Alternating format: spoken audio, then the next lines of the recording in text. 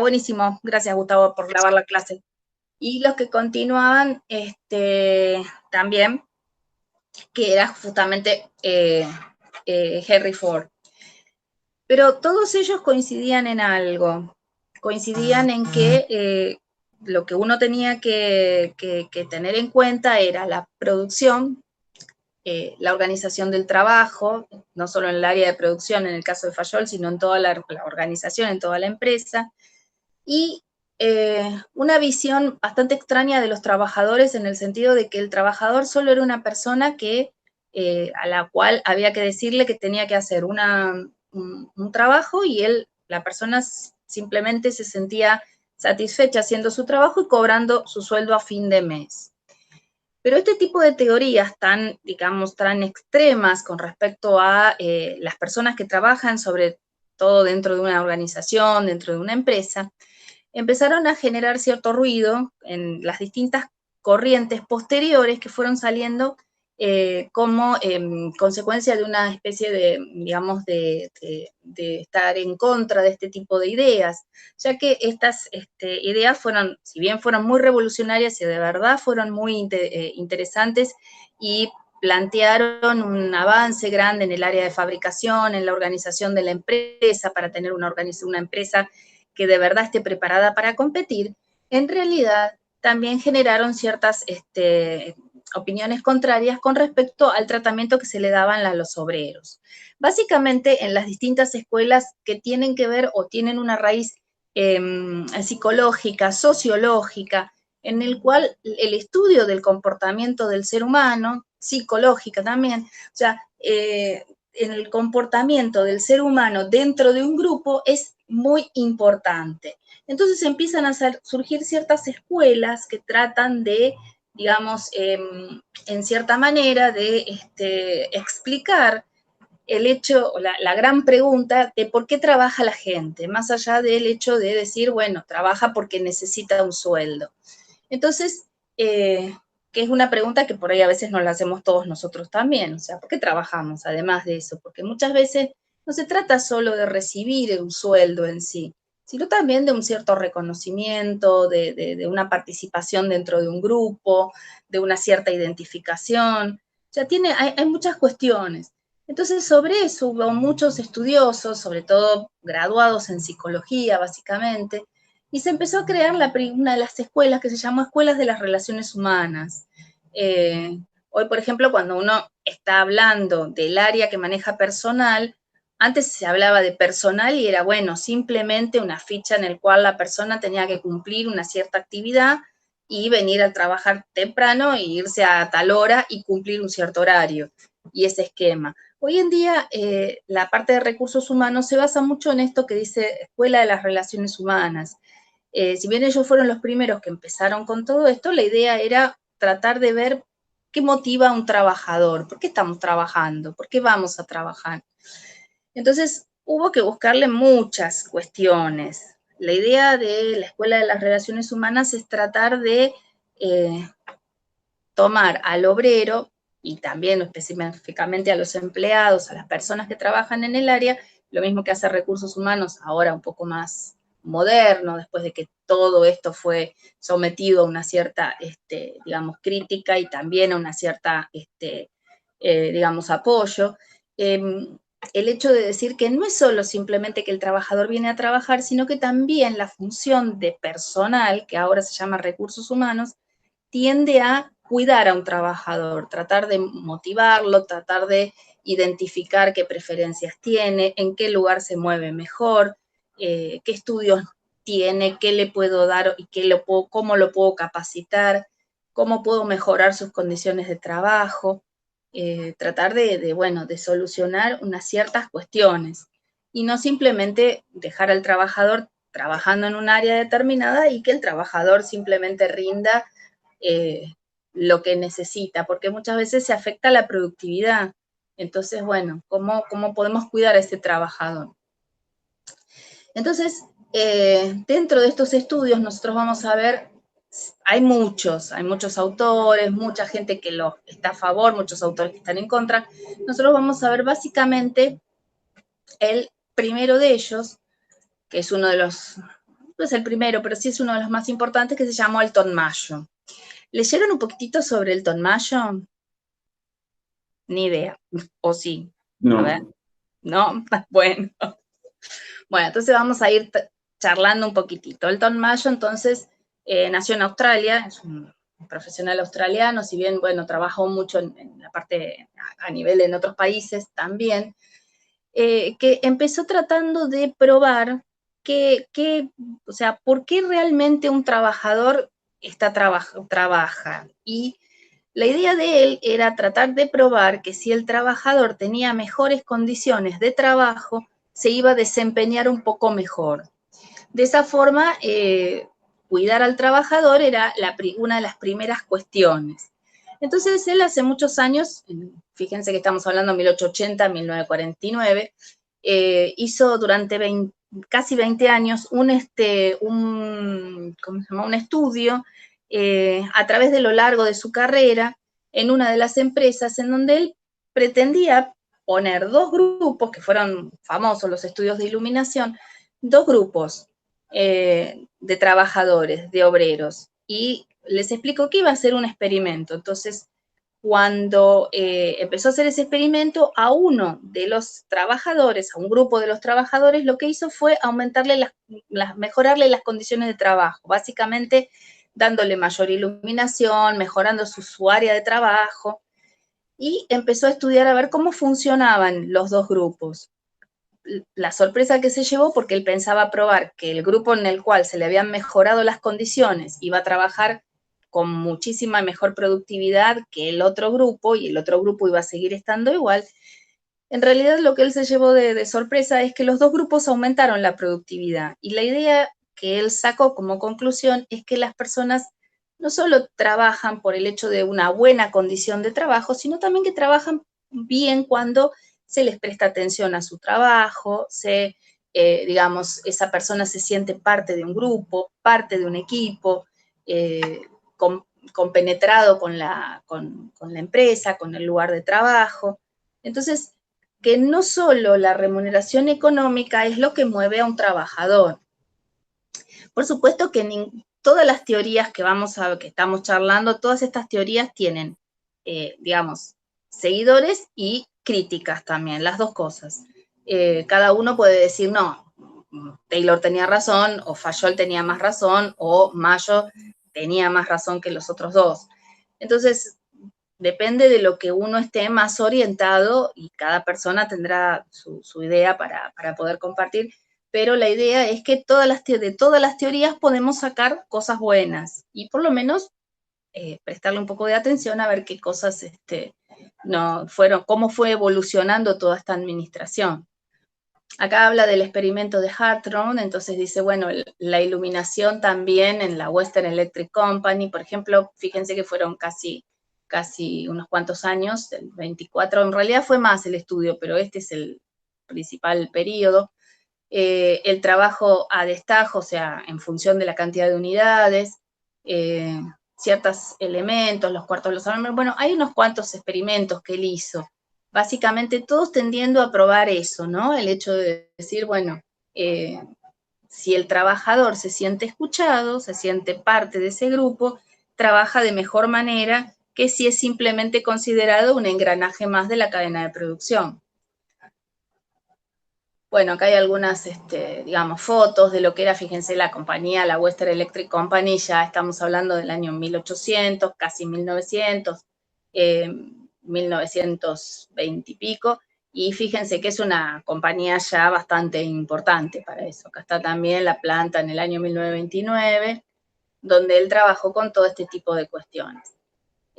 Por eso se lo llama la Escuela de las Relaciones Humanas, porque la idea es, bueno, que el trabajador no es una persona solitaria que trabaja dentro de un área, sino que en realidad siempre busca identificarse y ser parte de un grupo.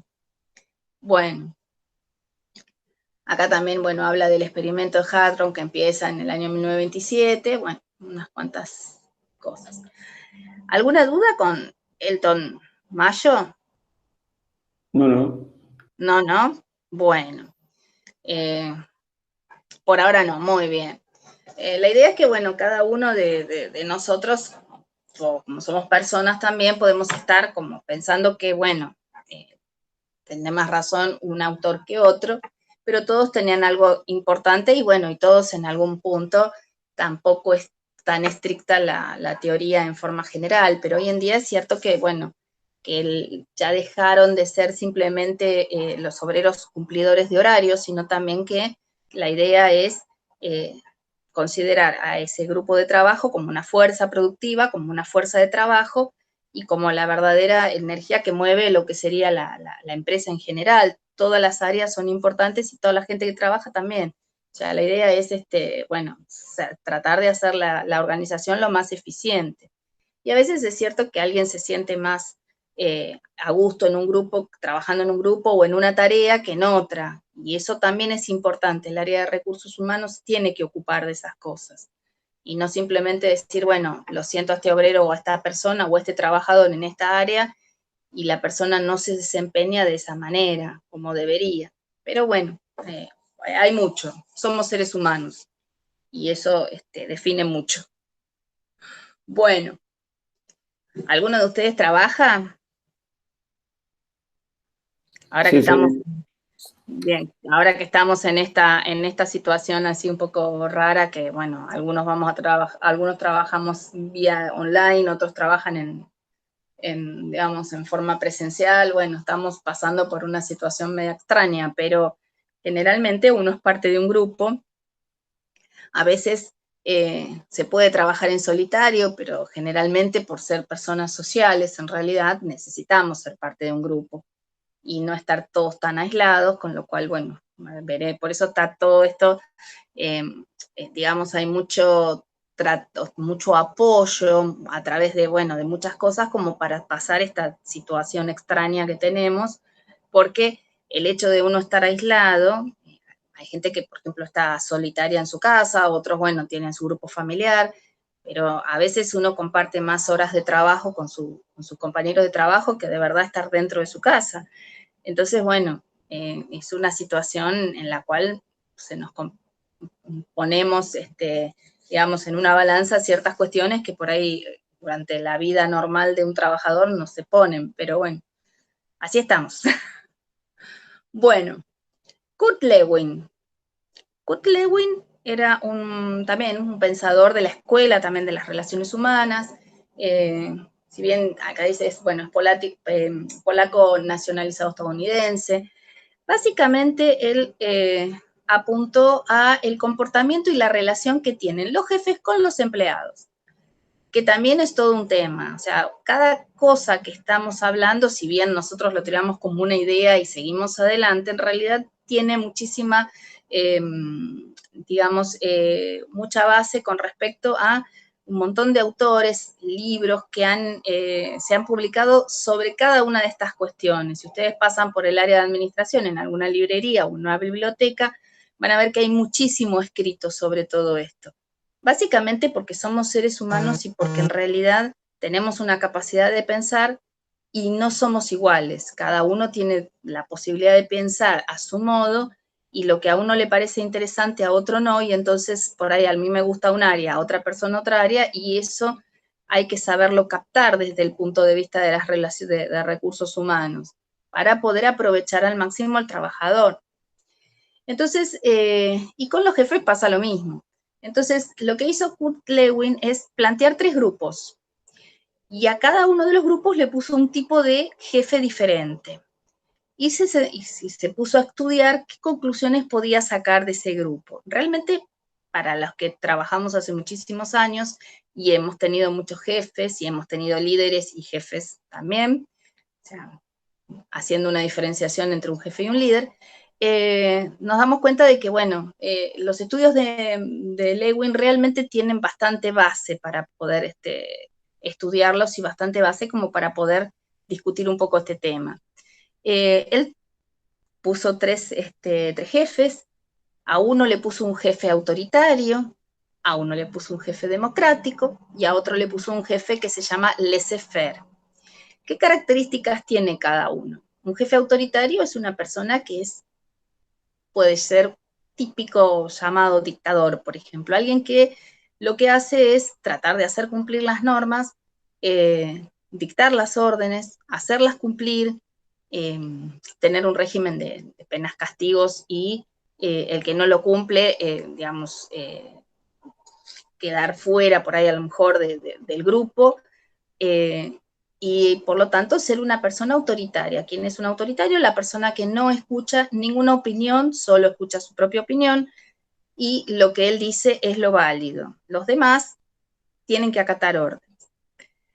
Un jefe democrático es justamente lo contrario, una persona en la cual, digamos, está escuchando a los empleados, sabe que él tiene capacidad y él es el que va a decidir, pero también va a escuchar a las personas que están a su alrededor, porque muchas veces las tareas que, digamos, que la persona hace todos los días, es esa persona la que sabe más de la tarea, mucho más allá del jefe en realidad. El jefe no está para cumplir y explicarle al obrero cómo tiene que hacer su tarea, está para supervisarlo, pero por otro lado también está para coordinar todo eso, pero no está para decirle exactamente lo que tiene que hacer. Quien trabaja todo el día sobre eso es quien más sabe. Por lo tanto, este jefe democrático lo que hace es prestarle atención cuando el trabajador le está tratando de explicar qué situación tiene, si se puede hacer tal cosa o si no. Entonces, un jefe democrático está escuchando. Por supuesto que él va a decidir después, pero está escuchando y dialoga con los trabajadores. En lugar de ordenar, dialogan. Y un jefe laissez-faire es un jefe, la frase laissez-faire en realidad es un concepto económico que es laissez-faire, laissez-passer. Significa dejar hacer, faire es hacer, dejar pasar. Es un concepto económico, es decir, es un concepto, una teoría que dice que las, las cosas pasan por sí mismas, sin necesidad de que haya nada en el medio. Entonces, un jefe laissez-faire es aquel jefe que teóricamente no hace nada. No supervisa, no comparte con el grupo de trabajo, no tiene idea de lo que hace la gente, viene cuando quiere, si quiere viene, si no quiere no viene. Entonces, fue los tres jefes que le planteó a los distintos grupos. ¿Tienen idea de cómo resultaron estas cosas? ¿Cuál les parece que va a ser el que les dio mejor resultado de estos tres jefes?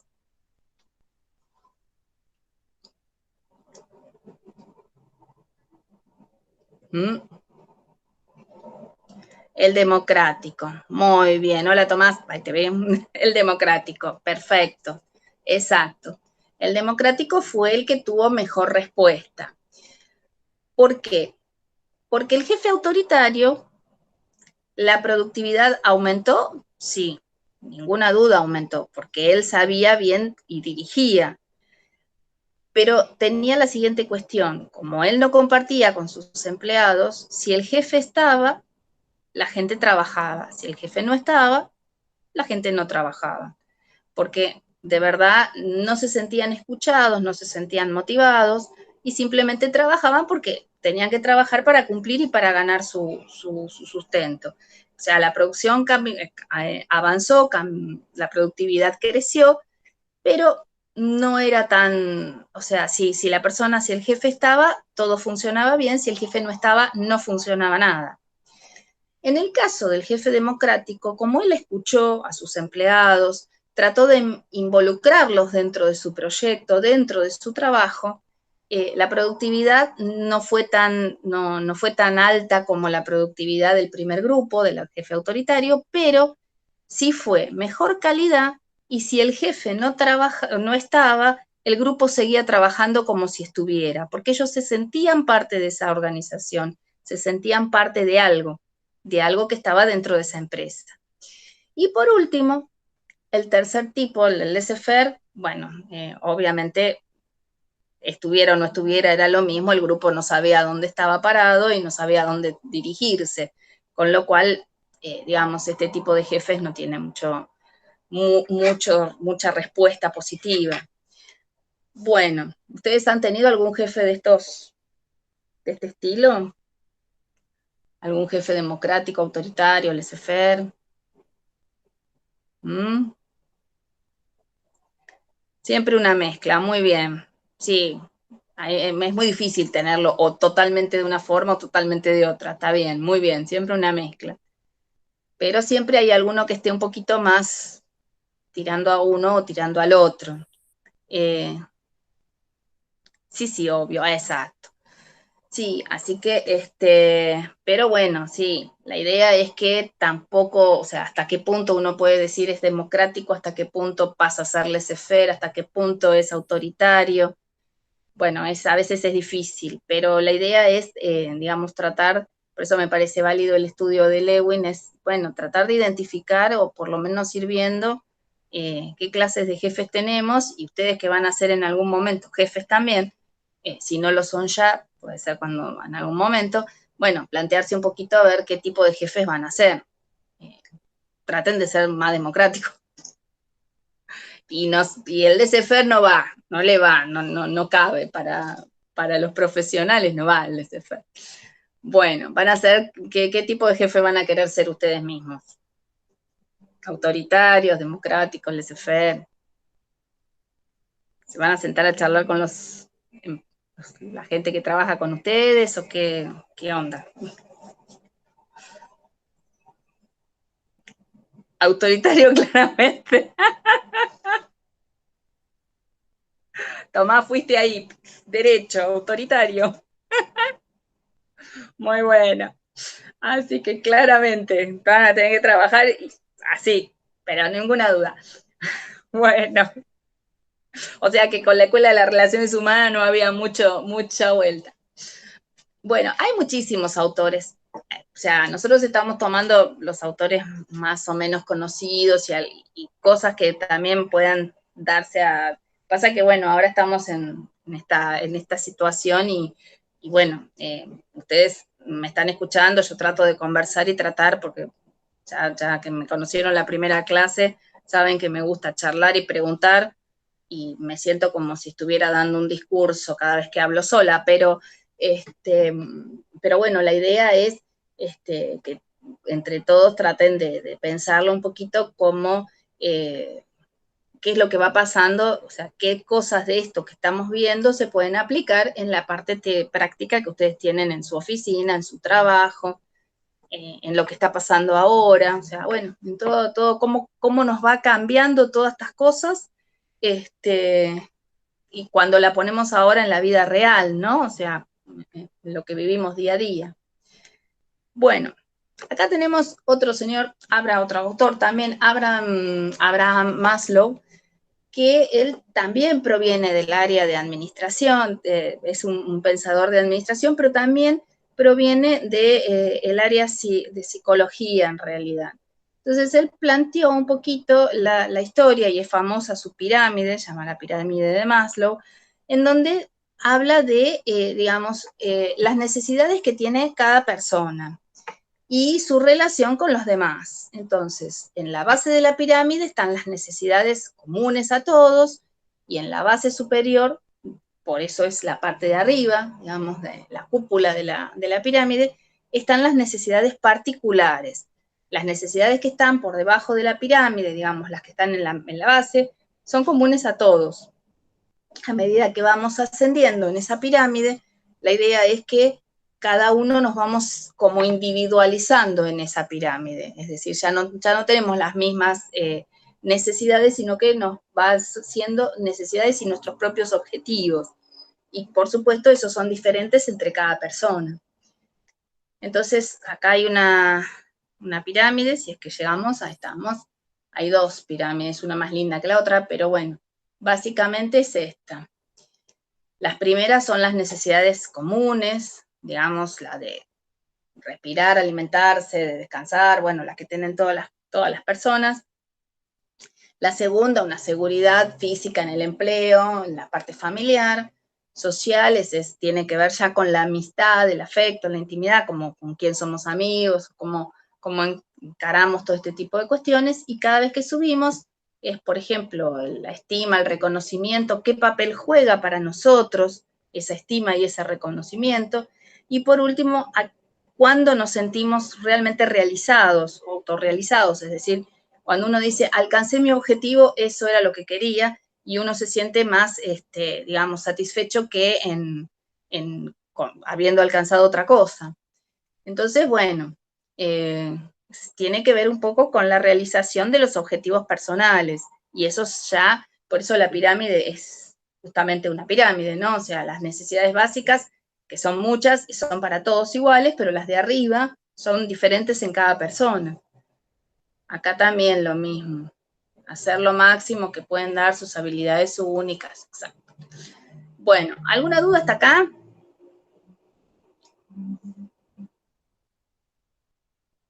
¿No? O sea, que el día del parcial, cuando yo pregunte algo y no sé cómo lo vamos a hacer, y yo le diga cuál es la pirámide de Maslow, nadie me va a mirar con cara rara, ¿no? O sea, van a decir, la pirámide de Maslow es esta. Tal vez.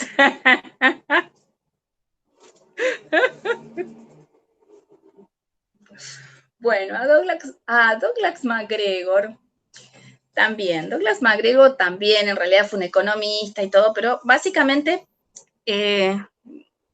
tiene un dilema. Él, digamos, estudió y planteó dos teorías. La primera teoría, que es la teoría de la X, dice que, siguiendo a Taylor, el trabajador, en realidad, es muy diplomático MacGregor. El trabajador con la teoría X es una persona ociosa, no quiere trabajar, hay que moverlo económicamente, por lo tanto, es una persona, digamos, perezosa, como dice ahí.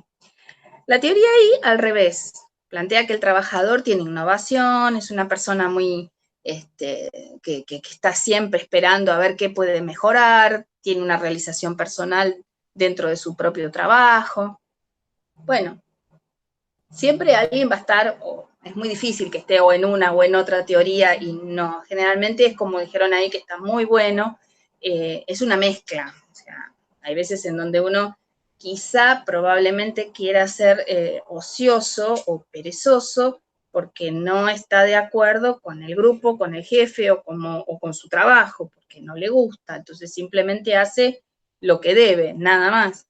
En cambio, si esa persona está relacionada con algo que tiene que ver con la parte superior de la pirámide de Maslow, que es la autorrealización, porque le gusta su trabajo, porque se siente bien identificado, porque sabe que su trabajo puede ser reconocido, y por ahí en una de esas estamos aplicando la teoría I de MacGregor. Bueno, ustedes, a ver, pónganme X o Y.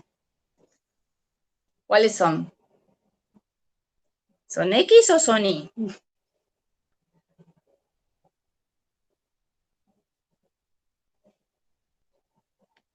Bueno, ahora muy bien, exacto. Hay que ser, va, muy bien. Y a todos nos pasó, porque divide y vencerás. Muy bueno. Sí, es verdad, es verdad. La idea es que, sí, Maquiavelo no está acá en el PowerPoint, pero bueno, pero dejó muchas, digamos, frases muy interesantes en sus libros y en sus escritos más que libros. Así que bueno, pero es verdad, es verdad. Lamentablemente sí. Ahora, la idea es que uno tiene que, bueno, definirse uno mismo, qué es lo que pasa. De hecho, por ejemplo, bueno, también a nosotros como docentes, y supongo que a ustedes como alumnos también, se les planteó el siguiente problema. ¿Qué hacemos con este cuatrimestre? ¿Cómo lo encaramos? Es decir, a todos se nos generó un rol diferente. De hecho, por ejemplo, yo tenía una materia a distancia y acabo de hacer una clase ayer en un horario, porque como es a distancia no tengo curso, en el horario que pude. Lo fijé y bueno, y por lo menos, bueno, algún grupo de alumnos se pudieron conectar y todo, después grabé la clase, la subí.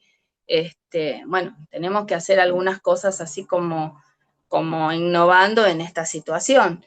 Así que bueno, estamos más a favor de la teoría Y que de la X en este momento, pero bueno, sigamos, esperemos que sigamos con esta buena espíritu de seguir adelante con la teoría ahí a través del tiempo. Bueno, ya hablamos bastante de la Escuela de Relaciones Humanas, más que nada todo después, fíjense que hay una... la administración siempre fue la gran ciencia, y cuando hace muchos años atrás, o sea, cuando uno estudiaba se recibía de licenciado en administración, y era administración de todo, o sea, hablaba de recursos humanos, hablaba de administración, hablaba de marketing, hablaba de todo junto.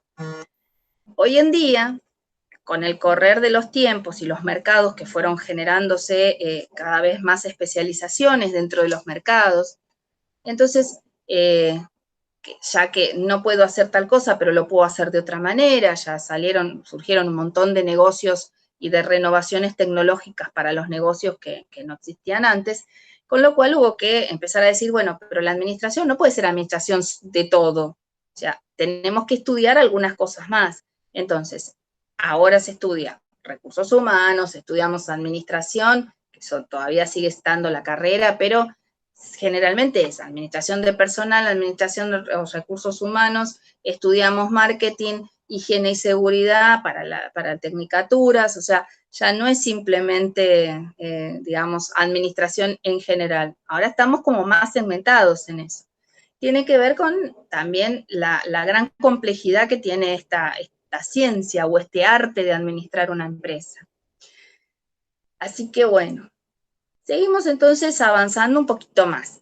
Acá tenemos una escuela nueva, que en realidad es quizá un poquitito anterior a la de los recursos humanos, pero que es bastante, justamente como su nombre lo dice, bastante estructurada. ¿Qué significa estructuralismo? Significa que es un estudio, una parte de esta administración que se dedicó específicamente a tratar de estructurar toda una organización. Concepto de estructura quiere decir que nosotros después, cuando terminemos de ver esto, vamos a volver a hablar sobre la estructura en sí de una empresa, que es un tema muy importante. Tiene que ver con todo el manejo y la combinación de todos los recursos dentro de la empresa. Los recursos humanos, los recursos físicos, los recursos materiales, todos los recursos que tiene la empresa se combinan y forman una estructura. Esa estructura quizá a veces está por encima de cada una de las personas. Eso es lo que pretende el estructuralismo. Primero diseño una estructura y después ubico personas en esa estructura.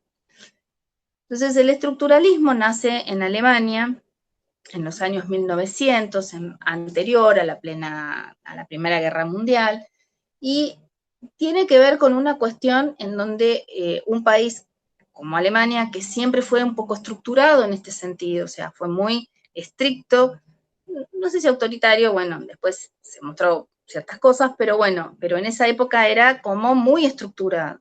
Entonces, el primer autor importante que tenemos de este estructuralismo es justamente alguien que ya creo que conocieron en todos lados, que es Max Weber. Max Weber, que está en todos lados, en sociología, es economista, en la parte política, filósofo, de todo, en todos lados donde estemos, ahí está Max Weber.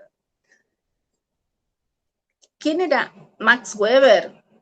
Bueno, era digamos, él fue un pensador bastante importante para su época, planteó muchos conceptos importantes, que muchos de ellos dejó bases en esta administración más moderna, y planteaba básicamente que existían tres tipos de influencia: una influencia racional, una tradicional y una carismática. ¿A qué llamaba él influencia racional? O sea, ¿qué concepto tenía él de la influencia? La influencia era cómo una persona es capaz de influir en la otra persona, y la otra persona cómo es capaz de recepcionar esa influencia. Es decir, el hecho de que la persona le esté tratando de inculcar al otro lo que tiene que hacer y cómo lo tiene que hacer. Entonces se planteaba que la influencia racional, que es la mejor y la más entendible a su modo, es aquella en la cual los individuos, digamos, apelan a la razón. Es decir, yo le explico a alguien cómo debe hacer las cosas y por qué debe hacerlas. Influyo en su forma de actuar porque se lo estoy explicando. Entonces, digamos, esa influencia hace que las cosas funcionen de acuerdo a cómo por ahí el jefe está pensando en hacerlo, pero es un jefe democrático en realidad, es un jefe que le está hablando a los empleados. Y que bueno, trata de influirlos a través de la razón. Una segunda influencia es a través de la tradición. Muchas veces uno sigue haciendo las cosas porque se venían haciendo así y ¿por qué la vamos a cambiar? ¿No? Entonces, nunca sometemos a juicio de que había que cambiarlo porque viene una tradición basada en los usos y las costumbres. Y una tercera influencia es la influencia carismática. ¿A qué llamamos carisma? ¿Qué se les ocurre? A ver si me pueden escribir ahí en el chat qué es el carisma. ¿Ustedes son carismáticos?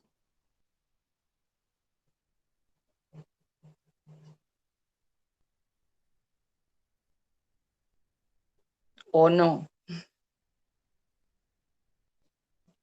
Creo, muy bien. La buena recepción, ay, se me perdió uno. Depende de a quién le pregunte. A ver, ahí uno dice, depende de a quién le preguntes. La buena recepción de uno en el otro, exacto, perfecto.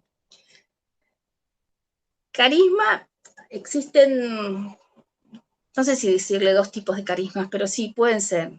Hay un carisma que puede ser positivo y un carisma que puede ser negativo. O sea, un carisma es bueno porque hay gente como, por ejemplo, no sé, supongo que nadie en su vida escuchó música, ni vio, ni escuchó un cantante, ni nada. Y muchas veces, cuando uno lo ve en el escenario, el cantante dice, además de cantar bien, tiene algo que hace que a uno le parezca que está, ya sea porque baila bien, se mueve bien, showman, exacto. Un showman, exacto. Entonces, hace que la persona, digamos, uno diga, no, pero la verdad que sí, me gusta, no solo porque por ahí a lo mejor no es afinado, no canta bárbaro, no toca bárbaro la guitarra, no toca bárbaro el piano, pero más o menos a uno le va gustando porque, qué sé yo, lo ve simpático, lo ve bien. Pero también hay un carisma que es negativo. Es la persona que utiliza esa herramienta, el cantante, bueno, si uno no le gusta, no lo va a ver y si le gusta bien. Pero hay quienes han sido líderes en su momento, pero que son líderes negativos en realidad, que han utilizado ese carisma para cuestiones personales, digamos. Entonces, influyen en la otra persona de modo tal que llegan a hacer cosas graves también a través de la historia, se han dado eso, en los cuales, bueno, esas personas influyen de modo tal por su carisma que atraen personas para sus intereses personales. Y eso ha habido unos cuantos ejemplos con muchos problemas y uno entiende, dice, no puede ser que la gente no pensaba y no usaba la razón, justamente no utilizaba la razón, porque el carisma a veces está por encima de la razón. Nos parece que está bien y lo seguimos y no pensamos. Entonces esa es digamos, una influencia bastante negativa y bastante peligrosa. Así que bueno, no todo el carisma es bueno. La idea es tener un carisma interesante porque bueno, qué sé yo, a todo el mundo le puede llegar a parecer interesante que piensen bien de lo que dice, que les parezca bien lo que hacen. Bueno, es un poco del showman, como decían ahí. Así que está muy, muy bueno. Pero hay que tener cuidado con el carisma que no es específicamente el positivo, sino que justamente es el negativo. Porque muchas veces, a veces, el carisma que tiene una persona impide que la razón actúe en la persona que está siendo influenciada. Entonces, bueno, hay que tener cuidado con eso. O sea, siempre utilizar la razón, que a veces, bueno, generalmente la razón uno ya sabe para dónde apunta y el carisma a veces no va por el mismo camino, digamos. Bueno, ¿alguna duda hasta acá?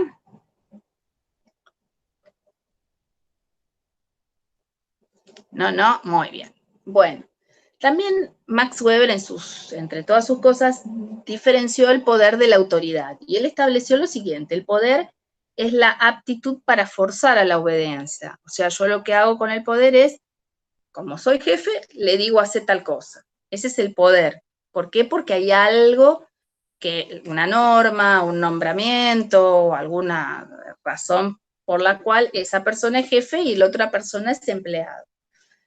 Y también también definió a lo que es la autoridad, que es lo que dijo es digamos, es una aptitud que tiene, digamos, una persona para hacer cumplir voluntariamente sus órdenes. Entonces, la autoridad no haría falta tener una legitimación de esa norma, sino que simplemente las personas lo siguen porque esa persona, digamos, tiene una cierta forma de conducirse que sabe qué hacer en tal momento, sabe cómo relacionarse, sabe qué hacer, entonces hace que ni siquiera haya necesidad de dar una orden. A veces la autoridad no necesita por qué tener un cargo. Muchas veces dentro de los grupos hay un líder que no tiene un cargo, pero es un líder. Entonces esa persona es quien tiene autoridad, más allá de que haya alguien que se lo nombró. Es más, muchas veces si uno trabaja en una organización, una empresa que no está bien del todo organizado, que tiene algún problema, vamos a tener a lo mejor un líder y a lo mejor un jefe. Y el líder y el jefe no van a coincidir y ahí tenemos un problema. Habrá que ver, bueno, la idea es que el jefe debería ser más líder que jefe. Pero bueno, después ya eso lo vamos a charlar un poquito más adelante. Bueno, otra de las cosas que hizo Max Weber es dejarnos este modelo burocrático. ¿Han oído hablar de la burocracia en algún momento?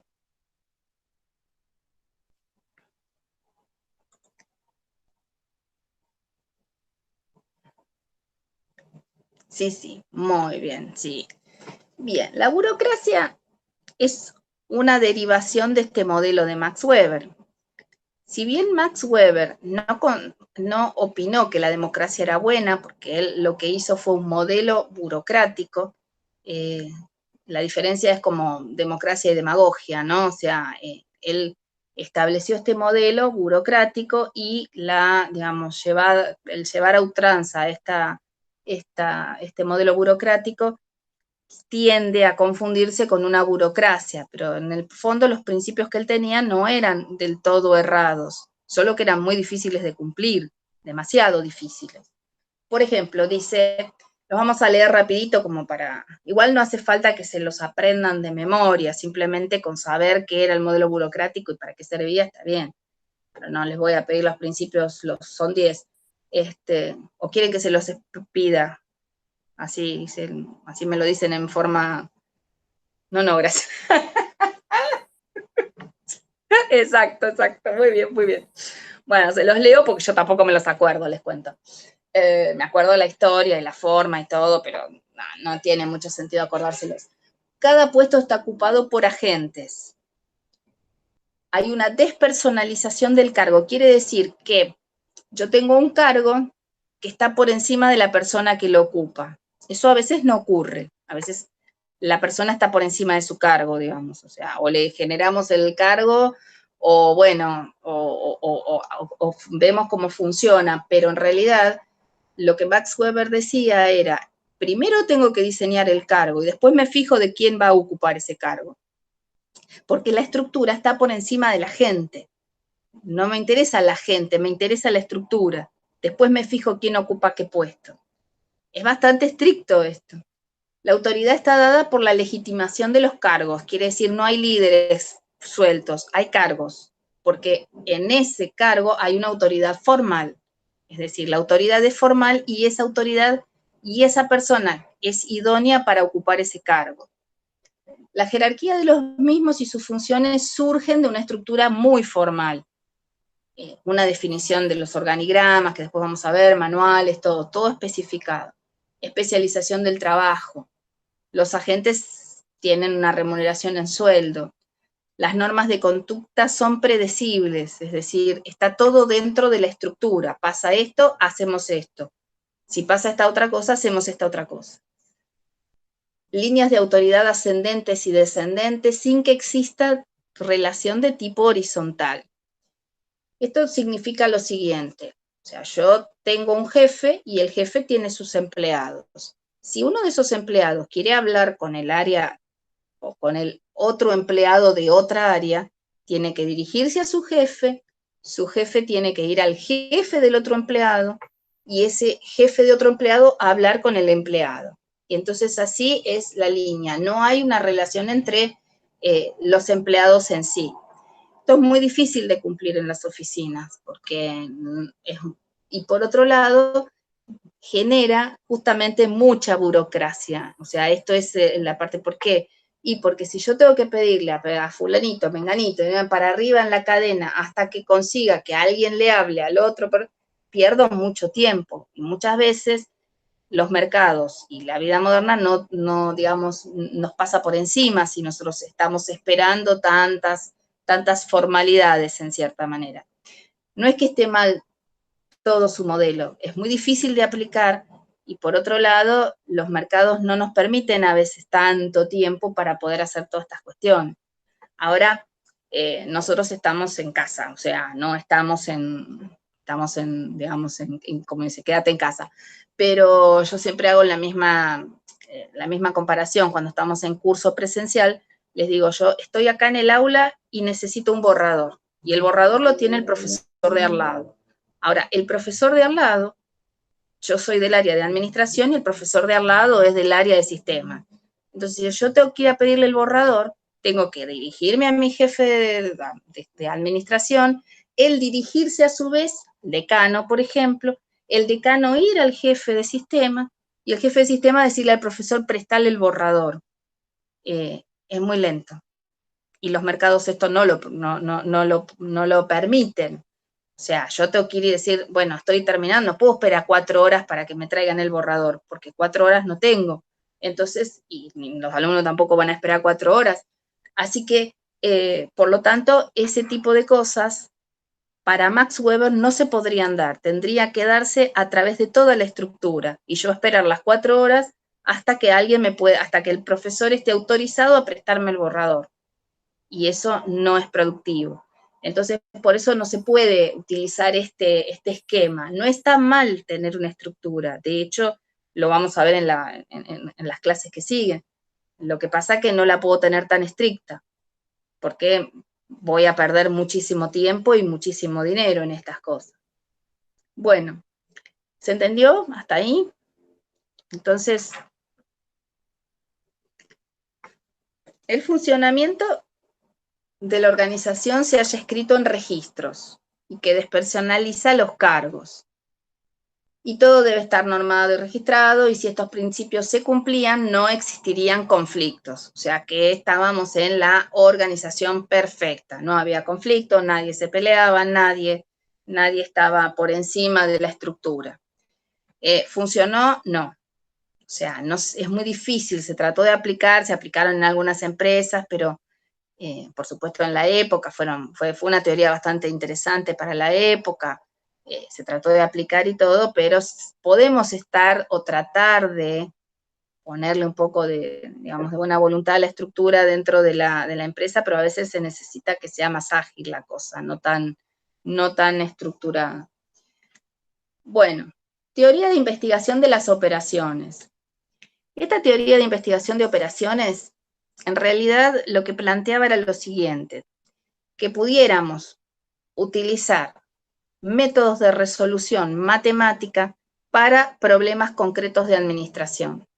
La conclusión, por eso la vamos a charlar muy poquito, es que esto no funcionó. ¿Por qué? Porque las ciencias matemáticas tienen soluciones exactas y la administración no es una ciencia exacta, es una ciencia fáctica. Eso significa que yo lo que tengo que hacer es tener en cuenta un montón de cuestiones que matemáticamente no las podría explicar, porque somos seres humanos y no las puedo explicar a través de la matemática, o a través de el planteamiento, por ejemplo, de una hipótesis y una prueba. Las cosas son más digamos, yo tendría que hacer una formulación de un problema, construir un modelo, establecer una solución, probar esa solución y ver qué pasa con eso. Y la verdad es que a veces todo ese tipo de resolución de problemas se complica porque, bueno, no se resuelven las cosas tan fáciles así. Ni siquiera los modelos económicos, que en realidad son un poco más estrictos que los modelos administrativos. Bueno, Escuela de la teoría de las organizaciones. Voy pasando así porque el PowerPoint está ahí bastante escrito y porque son como 80 diapositivas o más. Y la verdad que yo solamente hago hincapié en las cosas que me interesan, porque tampoco le vamos a dedicar 3 clases a esto.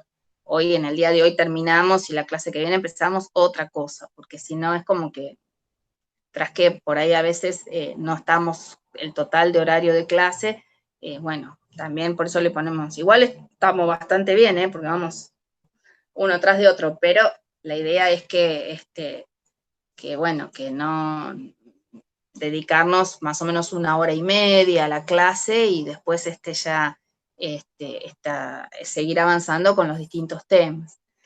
Bueno, juntamente con todas estas teorías, basada principalmente en un economista, en realidad premio Nobel de Economía, llamado Herbert Simon, se crea la teoría, las primeras teorías, digamos, de la escuela de la teoría de las organizaciones, en donde uno empieza a pensar en la organización en sí, no solo en una empresa, no solo en la parte política, no solo en la organización de un Estado, sino también de las organizaciones. Y que la parte administrativa tiene una, digamos, independencia de la parte económica, porque hasta ese momento, digamos, hasta mediados del siglo pasado, estaban muy unidas la economía con la administración. No se la consideraba todavía como una ciencia separada. Hablábamos de las ciencias económicas y la administración estaba metida en las ciencias económicas. Y en realidad tiene peso propio. Esto se empezó después de la década del 40, del 50, entonces empezaron a surgir ciertas teorías que hacían con más peso la parte de administración y muy separada del área de economía. Entonces, bueno, acá hay una diferencia entre la escuela clásica y la teoría de la organización, que mucho no aporta, pero es todo interesante, pero bueno, pero no podemos ver todo. Y Herbert Simon, que fue premio Nobel de Economía, él se dedicó específicamente a la teoría de las decisiones. Estamos en una época en la cual se empezaron las primeras computadoras a nivel, digamos, masivo, y por lo tanto se empezó la primera estilo de programación lógica, de decir, bueno, un conjunto de decisiones en los cuales yo tengo que seguir distintos caminos. Entonces empezaron a abrirse los primeros árboles de decisión, para todo. Empezamos a utilizar árboles de decisión, el criterio de sistemas, un criterio más específico, y por lo tanto también se empezó a hablar un poco sobre los distintos tipos de decisiones que tenían que ver con este árbol de decisiones. Por lo tanto, él planteó también una diferencia entre el hombre económico y el hombre administrativo. El hombre económico habla, por ejemplo, de decisiones específicas y óptimas. El hombre administrativo habla de decisiones posibles. Entonces se empezó a generar una separación entre la economía, entre lo que se consideraba una persona económica de lo que se consideraba una persona administrativa. Y por otro lado, bueno, ahí ¿cómo se llama? En el año 1978 le fue concedido el Premio Nobel de Economía, entre otras cosas, y sus importantes contribuciones, bueno, a las organizaciones y todo. Si bien acá algo no le está gustando esto, tengo que revolver a ver qué es lo que le pasó. Les puedo decir que una de las cosas, a ver qué anda pasando, a ver si lo puedo volver a poner. Una de las cosas es que él estableció que existían 2 tipos de decisiones programadas y decisiones no programadas. Las decisiones, acá ya llegamos. Las decisiones no programadas son las decisiones que son consideradas de carácter estratégico, y las programadas son decisiones rutinarias. Entonces, esas decisiones rutinarias, en las cuales se basa la mayoría de la programación y se basa también la mayoría de los procedimientos que uno hace para hacer algo, digamos que él es el primero que enunció este tipo de diferenciaciones. Bueno, ya no fuimos muy lejos, así que volvemos otra vez un poquito acá. Bueno, acá está el proceso de decisiones establecida por Herbert Simon y todo. Bueno, empezamos a avanzar un poquitito más. Y ya estamos hablando de pensadores un poquito más modernos. Entre ellos, Peter Drucker. Peter Drucker, considerado el padre del marketing en realidad, ¿Han oído hablar de Peter Drucker en algún momento? ¿O de Philip Kotler? Que son dos grandes, no, nada, que son grandes, en realidad son grandes responsables del famoso marketing que tenemos hoy en día. Porque hasta ahora, todo lo que veníamos estudiando, hasta Peter Drucker, hablábamos de la producción, de la estructura, de cómo estaba la organización funcionando por adentro, pero nos olvidamos de alguien importante que está acá, digamos, en esta diapositiva. ¿De quién nos olvidamos hasta ahora? De alguien que está ahí, además de la foto del señor que está muy feliz ahí, el señor Peter Drucker, con sus teorías y sus grandes, digamos, libros que hizo, muy famoso, muy práctico en su criterio. Pero ¿de quién nos estábamos olvidando? ¿De quién se olvidó toda la historia de la administración hasta este momento? De alguien que está escrito ahí, ¿de quién?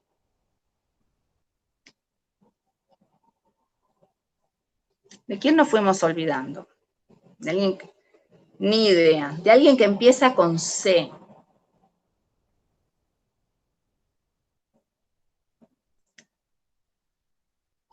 Que está ahí escrito.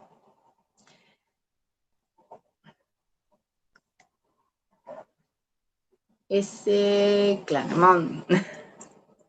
No, ese es el lugar en donde él falleció en realidad, en el año 2005.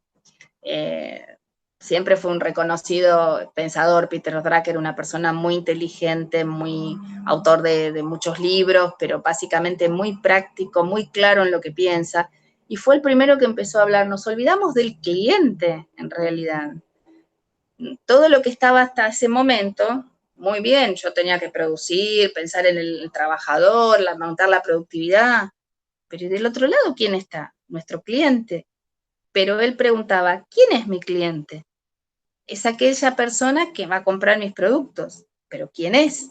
Entonces él lo que habló por primera vez, y por eso se lo considera el padre del marketing, es justamente de la idea de hay que definir al cliente, hay que crearlo, hay que ir y buscar cuál va a ser mi cliente, a qué público se lo voy a buscar. Hoy en día, convengamos que, bueno, todo el mundo sabe lo que es el marketing, cómo nos persiguen para buscar algo, pero en este momento, en las ideas de él en los años 60, 70, no se hablaba del cliente. Ellos empezaron, él, sobre todo Peter Drucker, empezó a hablar y decir, hay que buscar un cliente, hay que hacer estudios de mercado para saber dónde voy a desarrollar mi producto, para saber y buscar e identificar qué necesita ese cliente, de modo tal que yo pudiera llevarle o poder venderle los productos a alguien, en qué lugar voy a estar posicionado.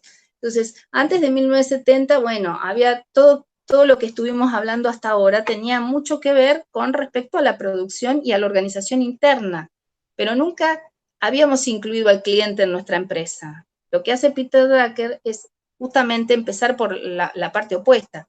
El cliente es la persona a quien yo le tengo que vender el producto. Por lo tanto, el cliente tiene que estar adentro de mi empresa. Y yo tengo que ver qué es lo que quiere ese cliente. Además de primero definir cuál va a ser mi cliente. Si va a ser una persona mayor, si va a ser un niño, si va a ser una persona, digamos, que está con cierta disponibilidad económica, otra o no, o definirlo, establecerlo, a dónde voy a orientar toda la fuerza de ventas que se dice, la publicidad, la promoción, para dónde quiero apuntar. Si no lo defino exactamente, es probable que uno, es como tirar cosas al aire, ¿no? O sea, yo trato de hacer algo y si cae bien y si no cae bien, y bueno. Entonces, esto es, no tiremos cosas al aire, dirijámoslo, veamos, estudiemos, hagamos estudios de mercado y demás cosas. Entonces, bueno, entre otras cosas, él, por ejemplo, dice, bueno, hizo hincapié en la comercialización y la innovación, las dos cosas importantes. Pero básicamente, digamos, lo que uno tiene que hacer es entender que el cliente es parte de mi empresa, entender que el cliente no es alguien, o sea, no es alguien más, es una persona, alguien que me va a cobrar, una persona física, jurídica, pero identificarla, saber quién es, buscarlo y tratar de ver, bueno, a ver, ¿qué preferencias tiene? Por ejemplo, lo único que podíamos decir del tema de clientes era la teoría de Ford que decía, pidan un auto de cualquier color siempre que sea negro. Se sabe que la pintura negra era la que más acercaba más rápido y por otro lado también era la que era más, digamos, versátil para poder pintar las cosas. Pero básicamente Ford fue uno inclusive de los que más especificó en el cliente porque trató de que su cliente fuera sus propios obreros. Pero el resto de los autores en ningún momento mencionan al cliente. Es como una mirada interna de la empresa, pero no hacia afuera. Y por más mirada buena interna que yo tenga y la empresa funcione de maravilla, si no tengo un cliente, no tengo que vender. O sea, no se lo voy a poder vender a nadie. Entonces, esta es la idea.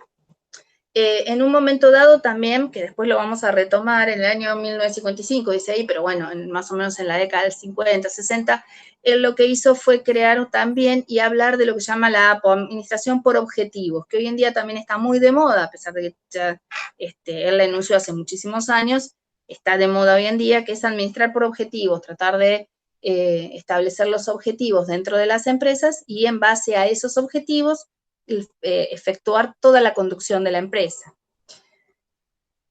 Bueno, acá hay unos cuantos, de hecho tiene un montón más de libros escritos y son muy interesantes, muchos, él habla además muchas cosas sobre eso. Tienen muchas frases importantes, ya les dije, es una persona muy inteligente. Bueno, ahí hay algunas frases que si quieren leer, no veo acá una que la creatividad es el resultado de un duro y sistemático trabajo, o sea, no solo decir, quiero ser creativo, sino realmente poner mucho esfuerzo para poder hacerlo, para poder, digamos, definirlo, lograrlo.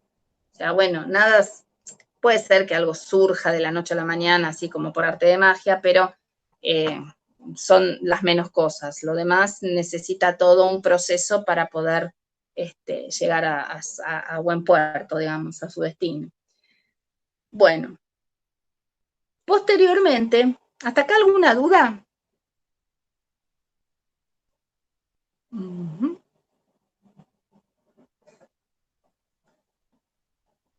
No, muy bien. Bueno, bárbaro. Igual vamos ya, digamos, nos queda ya bastante menos, así que bueno, ya terminamos de ver esto y por hoy vamos cerrando. Posteriormente, junto con todo un movimiento que se dio también en la década del 50, del 60, del 70, que se llamó la teoría general de sistemas, que estuvo en todos lados, también en administración, se empezó a establecer bien qué es un sistema, para qué sirve un sistema, y considerar que si algo tiene que funcionar en forma coordinada, tiene que funcionar, que cada parte tiene una razón específica de ser dentro de un conjunto de elementos, entonces eso es un sistema y forma parte de la teoría general de sistemas. Entonces, la administración tampoco escapó a esta teoría, que la tenemos presente hoy en día, porque todo el mundo hablamos de sistemas, sistemas de comunicación, sistemas sistema financiero, sistema de pago bancario, home banking, son todos sistemas. Somos un sistema, vivimos adentro de un sistema. Entonces, esto es, digamos, como también para el área de administración, hablar de que las organizaciones y las empresas, que son parte de esas organizaciones, son vistas como un sistema. Bueno, acá ahí hablan un poco de la historia, de hablar de los sistemas abiertos, los sistemas cerrados, pero bueno, de eso también ustedes van a tener clases, así que bueno, no hace falta especificarlo demasiado, simplemente tener idea de que, bueno, de las que las organizaciones y las empresas deberían funcionar como un sistema, como si fuera todo un proceso armónico. ¿Por qué? Y porque esto nos prepara más para el futuro. Obviamente, si Bill Gates empezó a tener una empresa ordenada o no ordenada, hoy en día realmente no sería muy interesante viendo el avance que tuvo Microsoft, pero la idea es justamente, bueno, si yo tengo una empresa y no soy Bill Gates, y no soy ninguna persona que revolucione el mercado de esta manera, bueno, ¿cómo puedo hacer para que mi empresa funcione y pueda, digamos, tener este manejo de ciertas cosas? De hecho, por ejemplo, lo estamos viendo permanentemente con todo el cambio que ha tenido esta pandemia, todo lo que nos ha, digamos, cambiado a las realidades nuestras también. La forma de trabajo, la forma de comunicación, la forma de dar clase, la forma de vivir. Bueno, veremos cómo seguimos después de todo esto. Así que bueno, la forma de relacionarnos con las otras personas, todo esto es un tema diferente y los sistemas estuvieron presentes en todo este tipo de cuestiones. Así que bueno, estamos siempre permanentemente, digamos, modificando la realidad de todo. Bueno, acá habla un poco de los sistemas, la interdependencia de las partes y todo eso. Y por último, un capítulo especial que tiene mucho que ver de muchísimas maneras, es hablar del marketing. Una definición de marketing es digamos, ¿cómo se dice? Una traducción sería mercadotecnia, palabras muy extrañas, yo prefiero decirle marketing y nada más, que sabemos muy bien a qué nos referimos. Tienen ciertas cuestiones. Hay varios autores de marketing, hay un montón, de hecho hay uno que vamos a charlar un ratitito que se llama Philip Kotler, pero básicamente hay un señor que se llama McCarthy, Jerome McCarthy, estamos hablando ya del 28 a 2015, ya de ahora, que dijo que para poder tener un excelente plan de marketing y para poder tener un excelente funcionamiento de una empresa necesito una combinación. La combinación se llamó 4P. En algún momento por ahí a veces la han oído nombrar porque no es muy conocida, y es que de la combinación del precio, la promoción, el producto y la plaza, yo puedo lograr un excelente plan de marketing. De hecho, hay una frase que dijo Packard, no Hewlett Packard, que es justamente el de HP, ¿no? O sea, la otra cara visible de HP, que dijo, el plan de marketing es tan importante que no podemos dejárselo a la gente de marketing, porque el plan de marketing en realidad engloba toda la empresa. Si no tengo producción, por más que quiera vender, no voy a saber qué vender. Entonces, lo importante es lograr la combinación de estas 4P. El producto, o sea, producto, buena calidad, cumpla las necesidades de la empresa y demás. El precio, que sea el precio real, justo, que tenga que ver con, como dice acá, precio de lista, descuentos, bonificaciones. La diferencia entre un descuento y una bonificación, no recuerdo si se los dije, pero los descuentos son por pronto pago y las bonificaciones son por cantidad comprada. Cuando me dicen precio de lista, precio en efectivo es un descuento. Y cuando me dicen 3x2 es una bonificación en realidad. Tienen distintos objetivos. Una es una política de ventas, como la bonificación, quiero vender más, y la otra es una política digamos, netamente financiera, quiero cobrar primero. Así que bueno, o planes de crédito también, igual sigue siendo una política algunas veces de financiera, económico-financiera, un plan de crédito, las dos cosas juntas.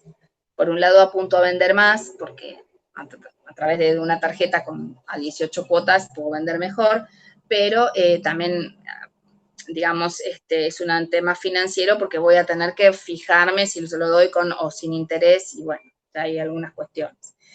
Y por último, promoción y plaza. La promoción es saber ir a definir, ir a mostrarle mi producto al cliente en forma personal. Esa es la diferencia entre promoción y publicidad. Promoción es personal, la publicidad es impersonal en realidad. Es un afiche en un lado, es una propaganda en el... si bien hay alguna cierta publicidad dirigida, el cliente, por ahí cuántas veces uno está mirando un programa, viene la tanda y cambia de canal para ver qué hay en el otro. Entonces, bueno, no se puede evaluar ese cliente porque no está mirando la publicidad. Y la plaza es la forma en que llevo mi producto al cliente. Que eso, bueno, hoy en día que estamos todos pidiendo las cosas por internet y demás, y que se vende todo prácticamente por internet, vemos la gran importancia que tiene el tema de la plaza, ¿no? Que por ahí en una de esas antes no era tan así porque el cliente tenía que venir a mi negocio. Hoy en día yo tengo que llevarle todos los productos al cliente a su casa. Entonces es como, bueno, una situación que si no combinamos estas cuatro cosas, la empresa tenderá a desaparecer en el futuro.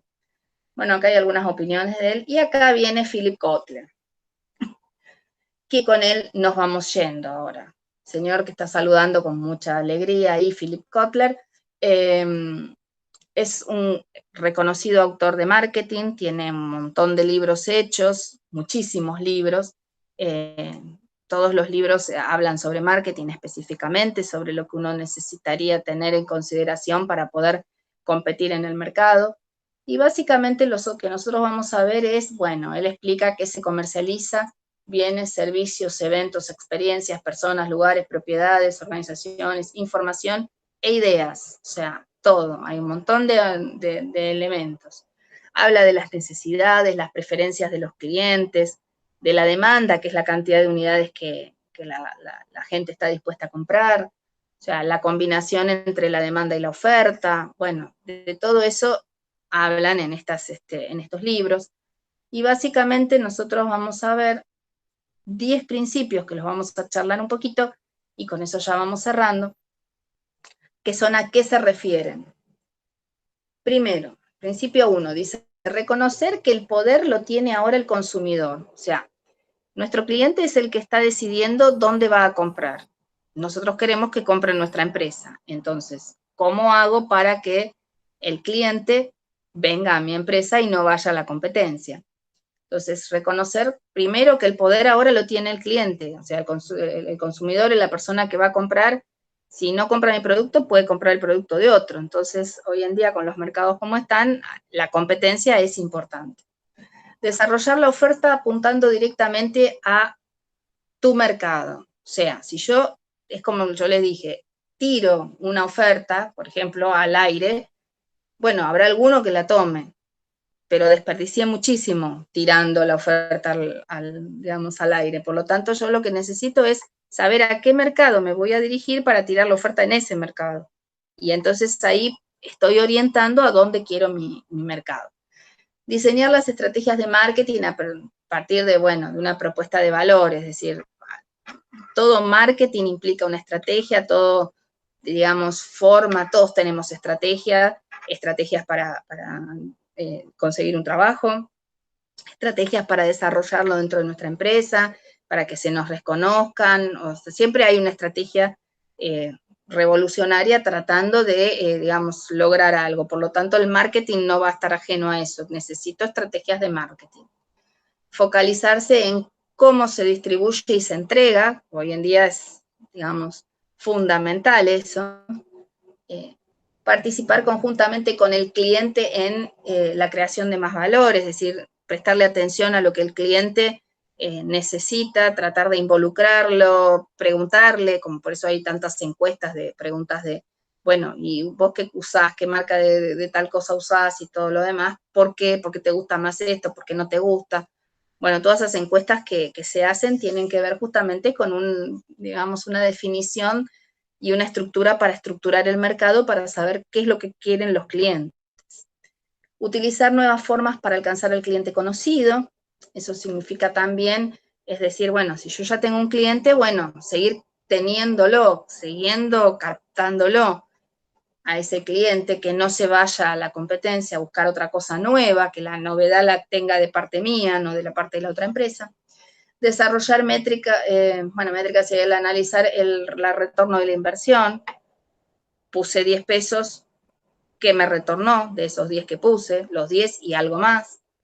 Desarrollar el marketing basado en alta tecnología, o sea, bueno, estrategias básicamente, tecnología, como ahora, por ejemplo, el tema de llevar los productos a los distintos lugares, el famoso delivery, todo eso, eso es fundamental también. Y bueno, y tiene que ver con una situación que se vive todos los mercados mundiales, que bueno, se necesita este tipo de cosas. Focalizarse en crear activos, que son bienes y derechos a cobrar de una empresa a largo plazo. no algo que sea efímero en realidad, y mirar al marketing como un todo. Es decir, no es algo, una partecita de la empresa, sino justamente lo mismo que dijo Packard, ¿no? O sea, no dejárselo a la gente de ventas y que se preocupen ellos nada más, sino que esté toda la empresa consciente de que eso es nuestra empresa, es marketing. Y tenemos que lograr, digamos, por supuesto, de la combinación de las 4P, porque si el producto es malo, no va a servir, si el precio es caro y el producto es malo, menos todavía. O sea, no todo es la promoción y la publicidad y el marketing, pero sí es mostrar mi producto, mostrar mi calidad de producto, está bastante bueno como en lugar de sentarme a esperar que alguien me lo venga a comprar. Así que bueno, de todo esto hay mucho para charlar, pero bueno, nosotros tenemos un rato nomás y para eso vamos a ir cerrando un poco el tema de toda la evolución. Acá también lo tenemos a Philip Kotler, acá muy sonriendo, cuando dice la mejor publicidad es la que nos hacen los clientes satisfechos. Toda compañía debería trabajar duro para hacer su propia línea de productos quede obsoleto antes que lo haga la competencia. Fíjense qué nivel de, digamos, de estructura como para poder lograr que, o sea, yo tengo un producto, sigo innovando sobre eso, sobre las cuestiones o sobre otros tipos de cosas, y no nos pase como, por ejemplo, un caso, yo siempre generalmente o hablo digamos, de bares tradicionales, en algunos casos en donde la gente no decide a tiempo, o por ejemplo, ¿han oído hablar de los disquetes? Que parecen como que fuera, parecería que, o sea, estamos hablando de los disquetes y uno diría del año 300 antes de Cristo. No, los disquetes hace poco dejaron de ser, o sea, poco, 20 años, hace 15, 20 años, hace 15 años, por eso, o sea, para lo que es la humanidad, 15 años es como hace 2 minutos atrás. Sin embargo, hoy en día nadie se le ocurriría comprarse un disquete, porque no hay ni disqueteras en el mercado. Entonces, por supuesto que no servían para nada, o sea, ni siquiera tenía un mega y medio de capacidad, imagínense lo que era, no podían guardar ni una foto ni una foto de celular se podía guardar en un disquete hoy en día. Y sin embargo, en un momento dado, las empresas que fabricaban disquetes eran, pero la mejor empresa del mundo. O sea, BAF, Sony, no recuerdo otras más que había. Ahora, si esas empresas, cuando empezó a salir por primera vez los CD, que con un CD, con 500, o sea, un CD llevaba 500 disquetes, porque eran un mega y pico, todo avance tecnológico gracias al marketing. Entonces, no, sí, hay una ida y vuelta ahí. O sea, hay una cuestión, es mucho más para analizar eso. Teóricamente, las empresas lo que quieren es ganar. Ganar y ganar en sus productos, en sus compras. Vieron que una de las empresas que más saca, digamos, al mercado sistemas operativos es Windows. Empezamos el Windows 1. No sé cuánto, 3.1, el 98, el Millennium, esto, el otro, y algunos eran hasta poco tan probados, que el Vista, por ejemplo, que fue un desastre, pero bueno, que no eran tan probados. Sin embargo, es producto de, bueno, yo necesito seguir captando a los clientes, necesito, por un lado, tratar de identificarlo, y por otro lado, también, además de identificarlo, que venga a comprar a mi empresa. No sé si es que todo avance tecnológico tiene que ver con el marketing, pero el hecho, entonces la competencia es, sí, sí. El tema es, yo tengo un buen sistema operativo, por ejemplo, el Windows 98, por ejemplo. Buen sistema operativo, que si no innovaste pisa otra empresa, exacto, exacto. Yo digo, el Windows 98 le gustó a todos y bárbaro, bien, pero el Windows 98 tiene justamente 22 años atrás. Entonces, si en estos años no hubieran sacado otro sistema operativo, todos nos hubiéramos ido a algún otro, porque a otro lo hubiera sacado, por el hecho justamente de que, por más, o sea, si yo me quedo con que mi producto es bueno y ahí lo dejo, va a salir otro que va a utilizar lo que dice él antes de que lo haga la competencia, o sea, mejor que yo deje obsoleto mi producto porque sigo manteniendo a mi cliente, porque si no se irían todos a otra empresa. Así que es un tema, no sé si toda la tecnología, o sea, es producto del marketing. Muchas veces se hacen cosas porque sí y a veces no dan resultado. ¿Cuántas veces, qué sé yo, no sé, Blu-ray, por ejemplo, tecnología Blu-ray?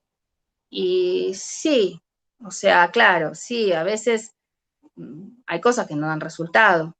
Y bueno, o porque es muy cara la tecnología, o por ejemplo, los televisores de plasma, por ejemplo, nadie utiliza televisores de plasma, valían un ojo de la cara, eran carísimos en su momento, tiempo de duración 3 años, y salían hace por lo menos 10 años atrás, salían 50.000 pesos. O sea, era impensable.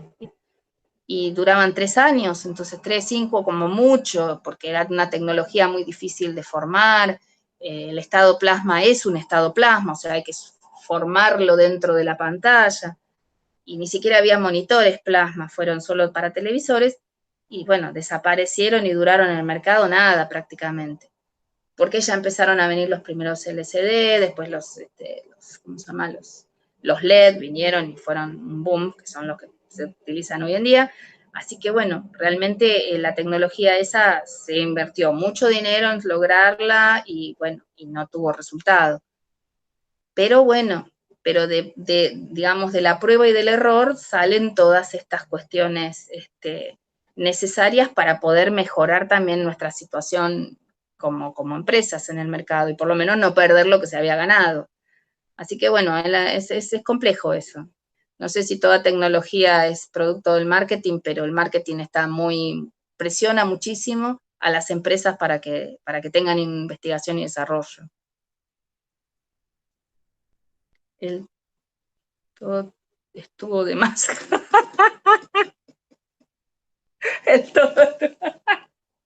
Puede ser. Sí, sí, sí. A veces tiendo a ser un poco extremista, pero bueno. Buenísimo, chicos. Muy bien. Bueno, ¿dudas con respecto a esto? Estaría bueno para una clase en presencial, así podríamos charlar un poco más. Así que bueno, si estuviéramos en presencial, podríamos charlar un poco más, ustedes contaríamos un poco más las opiniones. Acá, bueno, tengo un chat ahí bastante importante, pero bueno, pero no puedo escucharlos en persona. Pero bueno, la clase que viene entonces también, viernes de nuevo, 19 horas, 19, 19:05 más o menos. Yo les pongo el link así como 5 o 10 minutitos antes de empezar la clase, para que directamente se conecten y empezamos con otro tema nuevo. Igual yo les voy a subir apunte de eso, cosa de que ustedes ya lo tengan, y el viernes que viene charlamos sobre eso, porque ya terminamos con esta historia de la administración o de las ideas que fueron surgiendo en su momento. Bueno, ¿dudas? Entonces, una consulta. Si podés subirnos estas 2 clases al Classroom. Sí, yo no estoy segura porque no sé si me parece a mí el link, no me acuerdo. Si yo sé que Gustavo vos lo pusiste a grabar, ¿me lo podés mandar al link? Así lo puedo subir al Classroom. Porque yo no recuerdo haberlo visto. Así que si me lo podés mandar por mail al link, entonces ahí creo que lo sube automáticamente. Sí, no sé. Yo, por ejemplo, grabé uno de sistemas numéricos y lo acabo de subir, pero no recuerdo haberlo encontrado. A mí me apareció, está en Classroom. Bueno, por las dudas, si tenés el link, pásamelo y yo lo veo. Si te aparece el link, porque no me acuerdo. Y no recuerdo la clase pasada tampoco, sí. Dale, me fijo. Buenísimo. A mí nada, igual. No, por eso, porque como empezó a grabar él, capaz que a vos te aparece el link. Por eso, a mí no me apareció. Porque me olvido de grabar. Háganme acordar que la tecnología me pasó por encima en estos últimos tiempos, pero bueno, así que pero bueno, por favor, si me podés mandar los 2 links, así yo los puedo subir a los 2 y todos los que no pudieron estar presentes hoy lo pueden ver. Así que y después me comentan algo si tienen alguna duda. Bueno, chicos, buen fin de semana, porque a pesar de todo es viernes, aunque estamos un poco confundidos y no sé si mañana trabajamos o no, no me acuerdo. Es viernes, esto se apreciaría mucho en presencial, que sea viernes. Así que no sé si tienen clase los sábados, pero bueno, espero que no, porque la verdad que es feo tener clase un sábado, pero bueno. Bueno, chicos, ay, gracias, buenísimo, buenísimo, muchísimas gracias. Bueno, nos vemos entonces el viernes que viene. Fíjate si podés verlo. A ver. A ver.